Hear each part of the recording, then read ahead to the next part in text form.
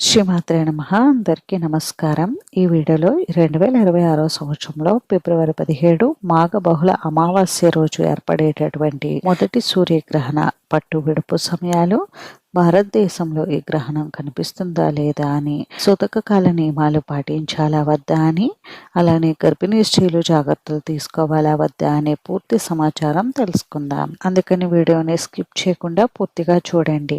మనకి ప్రతి సంవత్సరం 4 గ్రహణాలు ఏర్పడతాయి. అందులో 2 సూర్యగ్రహణాలు అయితే 2 చంద్రగ్రహణాలు. సూర్యగ్రహణాలు అమావాస్య తిథుల్లో ఏర్పడితే, చంద్రగ్రహణాలు పౌర్ణమి తిథుల్లో ఏర్పడతాయి. అలానే ఈ 2026 సంవత్సరంలో కూడా 4 గ్రహణాలు ఏర్పడనున్నాయి. అందులో మొట్టమొదటగా ఏర్పడబోయేటటువంటిది సూర్యగ్రహణం. అయితే ఈ సూర్యగ్రహణం 2026 ఫిబ్రవరి 17 మంగళవారం మాఘ బహుళ అమావాస్య తిథి రోజు ఏర్పడనుంది. అసలు ఏంటి ఈ సూర్యగ్రహణం అంటే? భూమికి సూర్యుడికి మధ్యగా చంద్రుడు అడ్డు వచ్చినప్పుడు భూమిపై కొద్ది భాగం సూర్యుడు పూర్తిగా కానీ పాక్షికంగా కానీ కనబడడు. ఈ విధంగా ఏర్పడడాన్ని సూర్యగ్రహణం అని పిలుస్తారు. ఇప్పుడు ఏర్పడబోయేటటువంటి ఈ సూర్యగ్రహణం రాహుగ్రస్త కంకణాకార సూర్యగ్రహణంగా ఏర్పడనుంది. ఈ సూర్యగ్రహణం ఏర్పడినప్పుడు సూర్యుడి చుట్టూ మండుతున్న వలయంలా కనిపిస్తుందని, అందుకని దీనిని రింగ్ ఆఫ్ ఫైర్ అని కూడా అంటారని నిపుణులు చెప్తున్నారు. ఈ గ్రహణ సమయంలో చంద్రుడు భూమికి అత్యంత దూరంగా ఉండడం వలన చంద్రుడు సూర్యుని కంటే చాలా చిన్నగా కనిపిస్తాడు. అలా అని తన కిరణాలు పూర్తిగా నిరోధించడు. ప్రకాశవంతంగా మండుతున్న డిస్క్ చుట్టూ ప్రకాశంగా బాహ్య వలయాన్ని సృష్టించడం వలన దీనిని రింగ్ ఆఫ్ ఫైర్ అని పిలుస్తారని శాస్త్రవేత్తలు చెబుతున్నారు. ఈ గ్రహణ పట్టు విడుపు సమయాలు చూస్తే యూటీసీ టైం ప్రకారం ఉదయం 9:56 ప్రారంభమైనటువంటి గ్రహణం మధ్యాహ్నం 2:27 ముగుస్తుంది. ఇండియా టైం ప్రకారం చూస్తే సాయంత్రం 3:26 ఈ గ్రహణం ప్రారంభమయ్యి రాత్రి 7:57 వరకు ఉంటుందండి.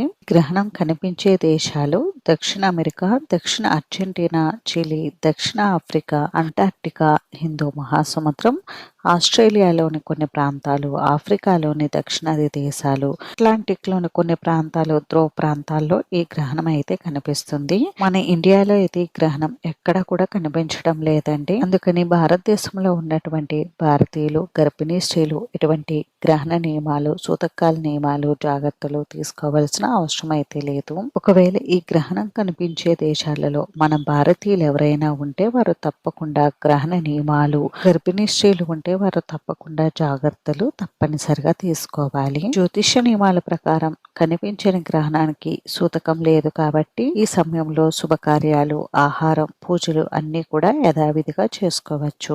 ఈ గ్రహణం కనిపించే దేశాల్లో మాత్రమే గ్రహణ నియమాలు, సూతకాల నియమాలు వర్తిస్తాయి. అయితే ఈ సూర్యగ్రహణం భారతదేశంలో కనిపించడం లేదు కాబట్టి గర్భిణీ స్త్రీలు నియమాలు పాటించాలా వద్దా అని అంటే పాటించవలసిన అవసరం అయితే లేదండి.